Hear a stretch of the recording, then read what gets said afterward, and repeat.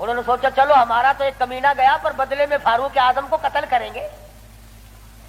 امام الانبیاء محبوب کبریا حضرت محمد مصطفیٰ صلی اللہ تعالی علیہ وسلم نے فاروق اعظم کو بلا بھیجا.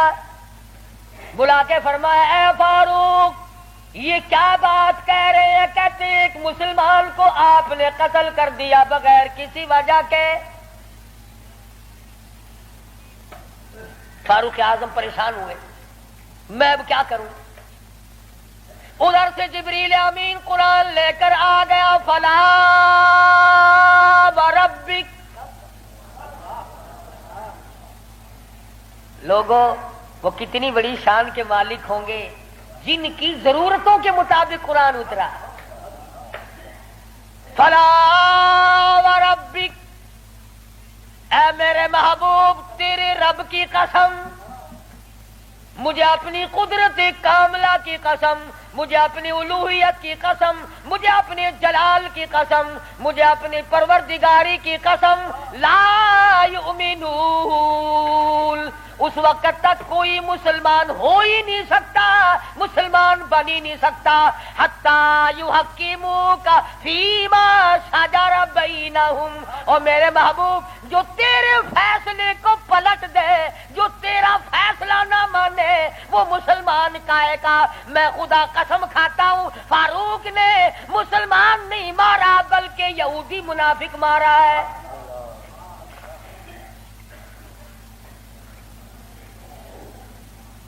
جب قرآن کریم آ گیا بڑے بھاگے وہاں سے کپڑے جھاڑتے ہوئے کہنے لگے توبہ توبہ، اس کی تو آسمانوں تک بات جاتی ہے، آسمانوں تک.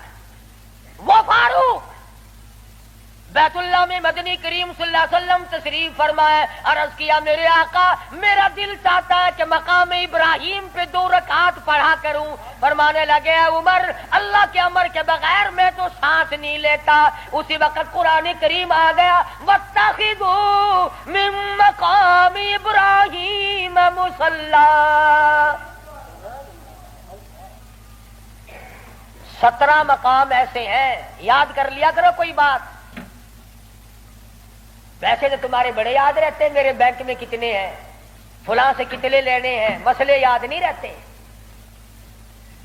17 مقام ایسے ہیں جو فاروق اعظم نے فرش پہ چاہا میرے اللہ نے عرش پہ وہی چاہا. فاروق کی تمنا کے مطابق قرآن اترا.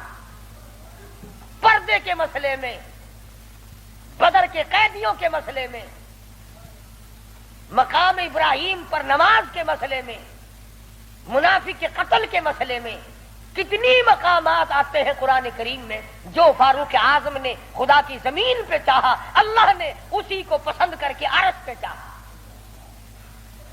کتنا بڑا آدمی ہے جس کی چاہت عرش والے سے مل جائے. اور پھر ساری زندگی انصاف کیا، اس قسم کا عدل کیا، اس قسم کا انصاف کیا کہ دنیا شاہد ہے.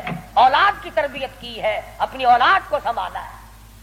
حکومت ہے فاروق اعظم کی رضی اللہ تعالی عنہ. چھوٹا سا آپ کا پوتا کھڑا ہے ابو موسیٰ عشری سب کہو رضی اللہ تعالی عنہ.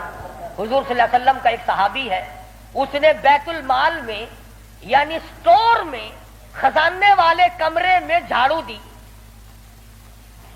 وہاں سے ایک درہم ملا مٹی میں سے، کوڑے کباڑ میں سے چونی مل گئی. ابو موسیٰ عشری نے فاروق اعظم کا ننھا سا چھوٹا سا پوتا کھڑا ہوا تھا اس کے ہاتھ پہ رکھ دیا. بچہ ہے کوئی شے لے لے گا، کوئی مالک تو نہیں اس کا، یہ تو گرا پڑا ملا ہے، کوڑے کرکٹ میں سے ملا ہے، اس کمرے میں سے ملا جہاں مسلمانوں کا خزانہ ہوتا تھا. پوتا دادا کے پاس چلا گیا. فاروق اعظم نے جب بات کی تو پتا چلا بچے کے کچھ منہ میں ہے. فرمایا بیٹا منہ میں کیا ہے؟ عرض کیا دادا جان پیسہ ہے. کہاں سے آ گیا؟ ابو موسیٰ عشری نے دیا. نکال کے دیکھا تو 1 درہم. خوش نہیں ہوئے، میرے پوتے کے ساتھ محبت کی ہے، خوش نہیں ہوئے. بلایا ابو موسیٰ عشری کو اور فرمایا ابو موسیٰ اس اللہ کی دھرتی پہ آسمان کے نیچے تجھے میری اولاد سے زیادہ کوئی ذلیل نظر نہیں آیا؟ قوم کا پیسہ بغیر تقسیم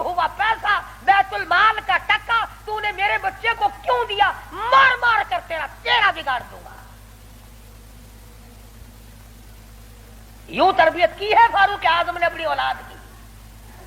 آج ہم گڑپ سڑپ مل جائے صحیح اولاد کا کھاتا پورا ہی پورا کرنا. پھر وہ فاروق جس کا آخری وقت آیا تو نماز میں